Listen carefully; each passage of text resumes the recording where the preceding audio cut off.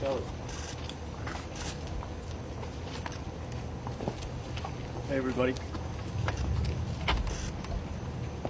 A few weeks ago, I addressed all of you, and I said that my client was not driving while intoxicated.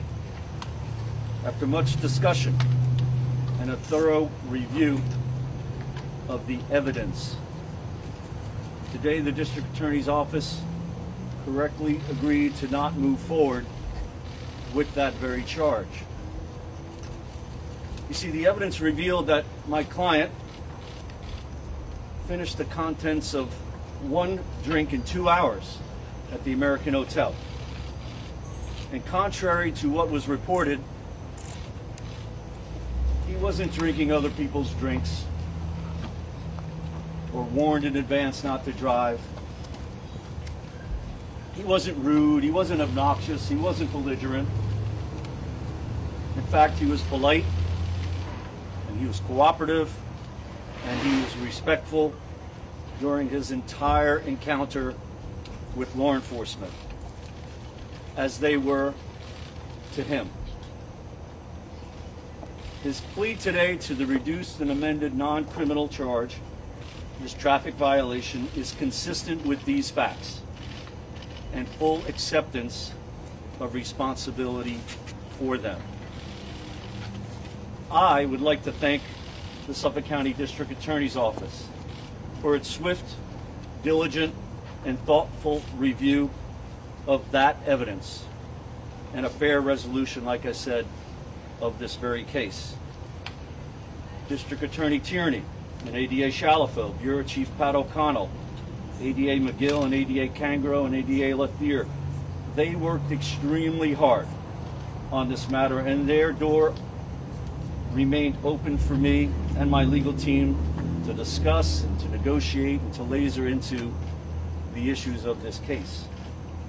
My legal team, my co-counsel David Smith, E.J. Burke, my paralegal Kelly Fahey behind me, my interns Brendan and Charlie, who aren't here, allowed me to walk into those doors of the District Attorney's Office to be fully prepared.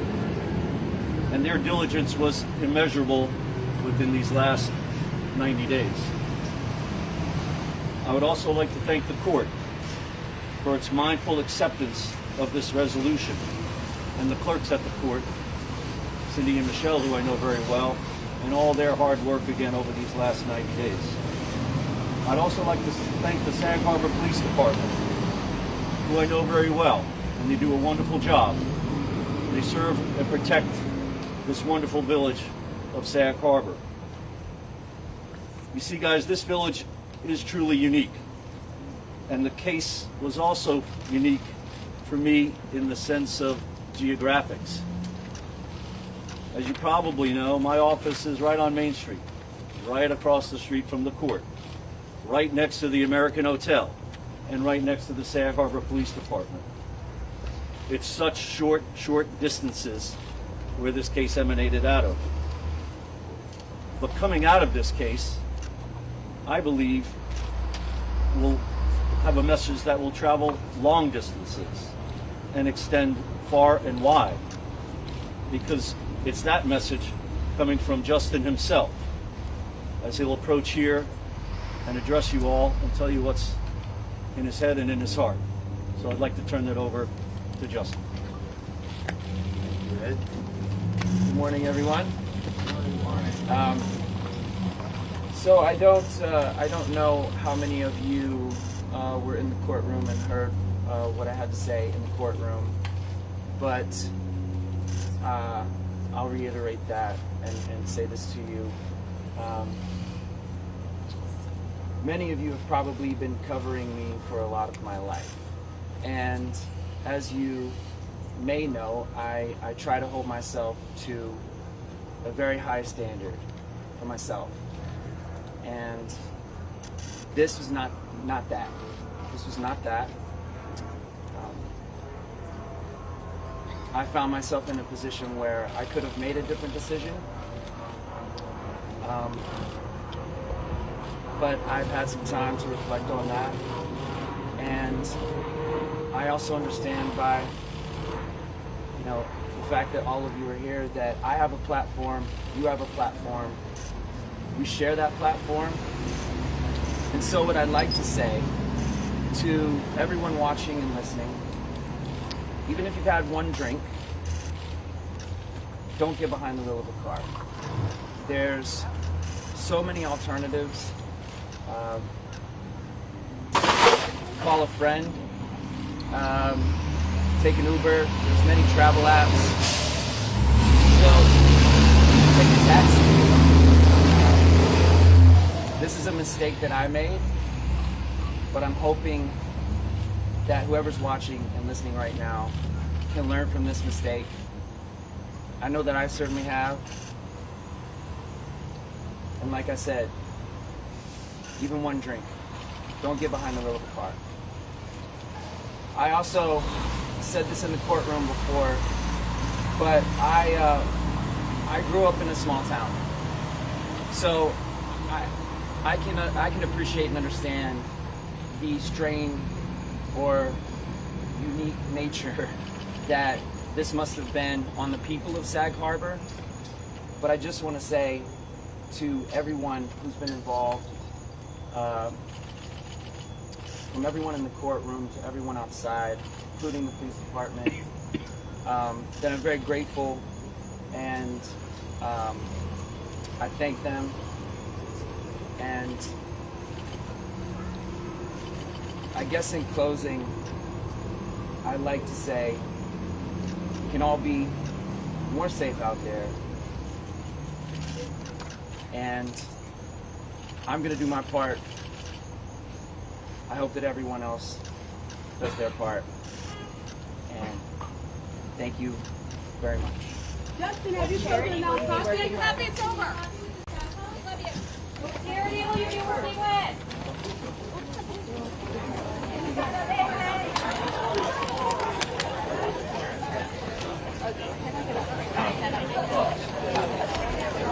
Here goes the getaway car.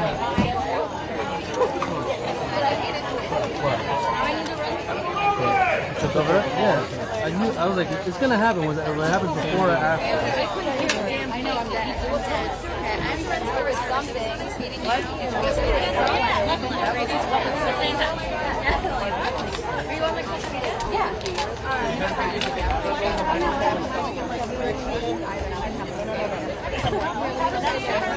You want me to go here?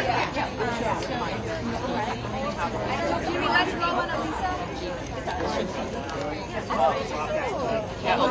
I can power down, but I'll Yeah. Which mic? You say with the lawyer? Ready to walk in the lot? I think you said we can look it over. You can stand there. My name is Sophie. Oh, okay. But when Justin was talking, he had Gracie right there. Shoot on your phone. My son Andrew was a truck driver Nicolette. in 2018. Can you keep you roll on the 2018. Very good. 6 years this month. He was 12 years old. He was hiking with the Boy Scout troop in Manor View. I didn't know that she was What do you young. think about the fact that this was an initially plea deal? Sorry, It was going to be a lesser charge of DWAI, which is driving while ability impaired. Yes, so it was going to be a violation. I'm sure you know all about it. And then it was going to be a license suspension. You know what? We'll grab her. Try to grab her. So he owes 25 hours. Do her feeding. Yeah, they got it. What do you think Okay, about it? good. I want you to know that this judge made me happy. He understood the gravity of the situation. This is my daughter, Ariana. She has to live a life without her brother, and I have to live a life without my son, and my husband has to live a life without his son. And so these crimes need to be taken seriously. It's not uncommon for plea deals to occur in the justice system, especially when an offender takes responsibility. I was hesitant. I was cautious. This breaks my heart every single time I see another arrest and the number of killings that we see on these roads today. But I believed him in the courtroom. I believe that he took sincere effort, and I applaud him, and I am really grateful that there's at least 25 hours of community service, and I hope he chooses to do it in drunk driving awareness. That's great. So you felt really happy that the judge was like, this is not enough, we're going to add more on. He said retribution and rehabilitation, reflection. That's what I want to see. We want to see a decrease in recidivism. We want to see that people that get into the car understand the gravity of their situation. And the whole point of our system is why we charge. Our choices have consequences, and we have to live by those. I have a lifetime consequence without my baby. And he's lucky that his consequence is just this today, where he has to stand up and do this for his children and do this for so many. I have, 12 years ago, he was skiing out in Montana with Jessica, and he met my father-in-law, Andrew's grandfather. And Andrew's grandfather said to him, "Oh," as they're taking off their skis, "what do you kids do for a living?" God bless my father-in-law, who didn't know who he was. And he goes, "Oh, I'm a musician." And my father-in-law beamed and said, "Oh, my grandchildren are musicians." And Andrew probably knows all about your music. So how interesting is it? And what I want to say to Justin is that Andrew can no longer sing and dance. He played ukulele and the guitar and did all these beautiful things. Andrew can no longer do those things. And I need Justin to sing for him. I need him to speak for him while he can't do that any longer. Do you think Justin will take him seriously enough? Does he understand the gravity of the situation? And look towards the camera. Yeah. Sorry. I'd like to believe that what I heard in that courtroom touched my heart. And only time will tell to see if he'll make an announcement at his concerts and ask people to get home safely. If he will do the things that you need to do to make a change. Why were you hesitant? You were hesitant about it. So I didn't know what he would say. I didn't know if he would take responsibility. Do you feel it was sincere? Excuse me? Do you feel he was sincere? I do feel he was sincere. And I can only hope that his platform with everyone here will make a significant change. Because all we want to do, when Andrew passed away, on his deathbed, I cried and I promised him that I would stop this from happening to anyone else. And I almost feel like I was failing because our numbers had gone up. Here in New York State, we went up 42% in drunk driving fatalities in just a short period of time. But this gives me hope that maybe the next generation, they'll be the generation that ends drunk and impaired driving. So the judge was criticizing the prosecutors for, reaching this sentence. They said it wasn't enough of a deterrent for, Timberlake and for other people watching this, right? What did you think of that? Like, did you think it was? I was so proud of the judge today. I was really proud of him. And I'm really proud of our prosecution. Our DA's office has to do these kind of agreements all the time. I stand with the DA's office. I go to high schools with them and speak of choices and consequences. And we speak about these things. And so I can only hope that this will help make a huge change. Why was it, I know it was obviously very important for you to, be against drunk driving and stand against drunk driving, but why was it important for you to be here today? Because Justin has such a huge platform to the next generation. People listen to him. And we were joking on the way here, he sings his song Suit and Tie. How about Sober Ride? There is a ton of things that he can do with his songs and plays on his songs that will speak to this next generation. Let's bring sober back. And let's make sure that everyone gets home safe. 5 words I tell the kids when I go to the high schools: how are we getting home? And he spoke about that. Make a plan.